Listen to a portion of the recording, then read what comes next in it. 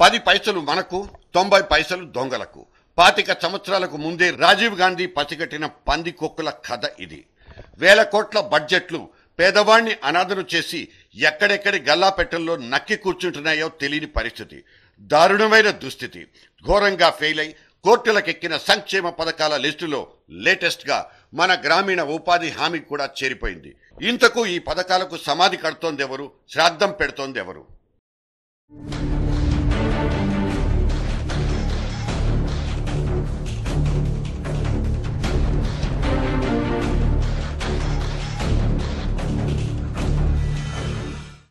నెచ్చలి చెక్కిళ్ల లాంటి పచ్చని బయళ్లు, ఆకాశమంత నిర్మలమైన గాలి, దేవుడు కురిపించినట్లుండే వెండి వెలుగులు, మహానగరాలకే మేరు నగలు మన అందమైన పల్లెటూళ్ళు. ఇది మన గ్రామసీమ సిగ్గారం. కానీ పైకి కనిపించని రంగు ఇంకోటి ఉంది. గుండె నిండా చీకటి, కడుపును కాల్చే ఆకలి. కళ్ల ముందున్న మాగాడి నోటికింత ముద్ద పెట్టదు. ఋతువుకు దాడి చేసే కరువు కాటకాలు, కూలీ దొరకని రోజులు, పొట్ట చేత పట్టుకుని పారిపోమ్మనే వలసలు.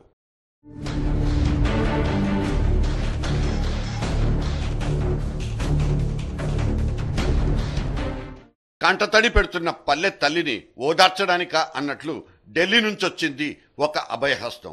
పేరు జాతీయ గ్రామీణ ఉపాధి హామీ పథకం. అభివృద్ధి, సంక్షేమం 2 కార్యాలని చక్కబెట్టగలిగే ఒకే ఒక్క ఆచరణ. సంవత్సరానికి 100 రోజుల ఉపాధి, రోజుకు 120 రూపాయల కనీస భత్యం. ఒక్క 2010 ఆర్థిక సంవత్సరంలోనే గ్రామీణ ఉపాధి బడ్జెట్ 40,000 కోట్లు. 3 వారిన మన ఊర్లకు ఉపాధి పండగొచ్చిందని డప్పులు వాయించేసుకుంది కాంగ్రెస్ పార్టీ అండ్ కాంగ్రెస్ ప్రభుత్వం రెండూ కూడా. చెరువుల్లో పూడిక తీస్తున్నారు, కల్వర్టులు కట్టుకుంటున్నారు, మట్టి రోడ్లేసుకుని బేషుగ్గా నడిచేస్తున్నారంటూ తమ పథకానికి వీడియో కట్టి టీవీల్లో చూపెట్టుకుంది కేంద్ర సర్కార్. 2009లో మన్మోహన్ సింగ్ కుర్చీని కాపాడిన ఘనత కూడా ఈ ఉపాధి పథకానికే సొంతం.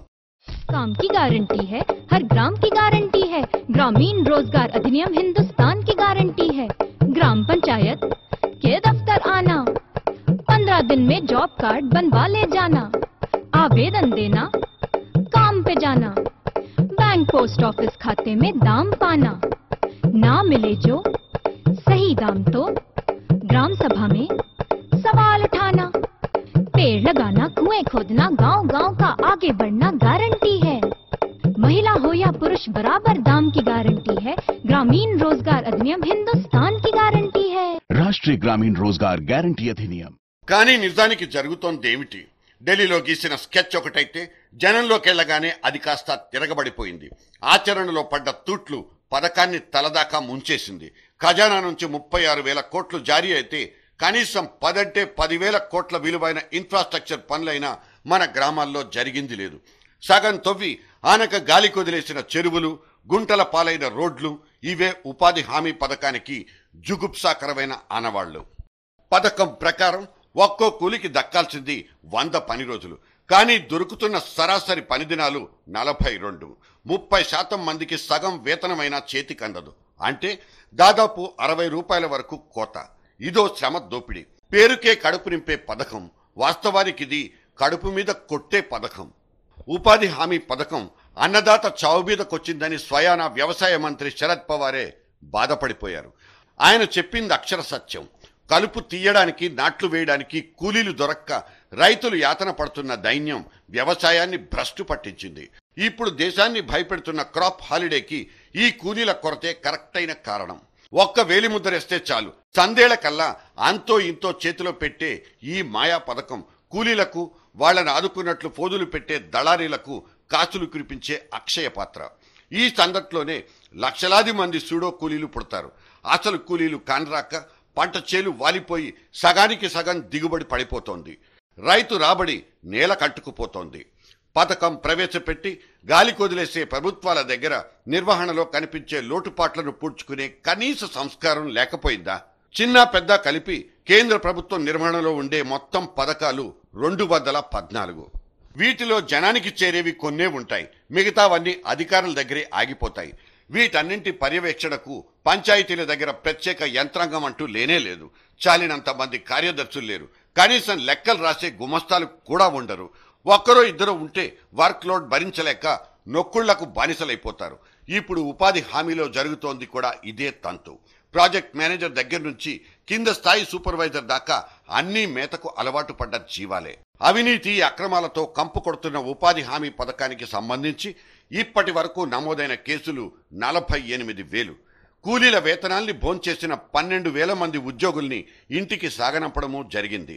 ఒక్క నెలలోనే 49 మంది ఎంపీడీఓలను ఏకవేటుతో సస్పెండ్ చేసింది మన రాష్ట్ర సర్కార్. సత్వర న్యాయం కోసం అంటూ 13 మొబైల్ కోర్టులకు మొన్ననే మన చీఫ్ జస్టిస్ టెంకాయ కొట్టి ప్రారంభోత్సవం చేశారు. The special mobile court has been set up to ensure the better implementation of the Mahatma Gandhi National Rural Employment Guarantee Scheme, which is the result of the National Rural Employment Guarantee Act 2005. ఉత్తరప్రదేశ్లో అయితే ఉపాధి హామీ అంటేనే అధికారులకు అదో ఉచిత భోజన పథకం. 5,000 కోట్ల నిధుల్ని సొంతిళ్లకు మళ్లించుకున్న ఉపాధి హామీ కుంభకోణాన్ని సిబిఐ నిగ్గు తేలుస్తోంది. పిల్లి పిల్లలా పుట్టలుగా పుట్టే అవినీతి పరులు, వాళ్లను శిక్షించడానికి ప్రత్యేక కోర్టులు, ఇదేనా మన సంక్షేమ పథకాలకున్న అర్థం పరమార్థం? పచ్చ చొక్కా జేబుల్ని మాత్రమే నింపగలిగిన చంద్రబాబు పనికి ఆహార పథకం రోజుల దగ్గర నుంచి ఇవాల్టి దాకా సేమ్ టు సేమ్ అదే లొల్లి. పకడ్బందీగా తూట్లు పొడిచే చీకటి యంత్రాంగం ఉన్నంత వరకు ఏ పథకమైనా నీరుగారిపోవాల్సిందే. రేపు నిరుద్యోగ భృతి పేరు మీద కిరణ్ కిచెన్లో తయారయ్యే కొత్త వంటకం సైతం స్వర్ణ యుగానికి దారులేస్తుందన్న నమ్మకం లేనే లేదు. మన బ్యూరోక్రాట్లు అసలే లెక్కల్లో బాగా వీక్. రాష్ట్రంలో నిజమైన నిరుద్యోగుల సంఖ్యను లెక్కపెట్టే వ్యవస్థే మన దగ్గర లేదు. పథకాన్ని తెల్ల రేషన్ కార్డులున్న నిరుద్యోగులకే పరిమితం చేసుకున్నా తడిసి మోపడవ్వాల్సిందే, తప్పదు.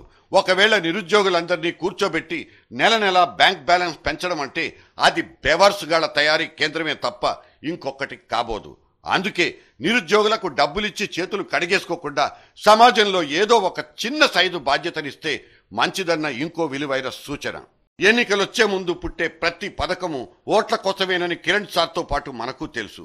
యువతరంగం అనబడే చంద్రబాబు స్పెషల్ డ్రైవ్ కు ఈ నిరుద్యోగ భృతి అనే పథకంతో పోటీ పెట్టాలన్నది సీఎం గారి భావన అయితే కావచ్చు.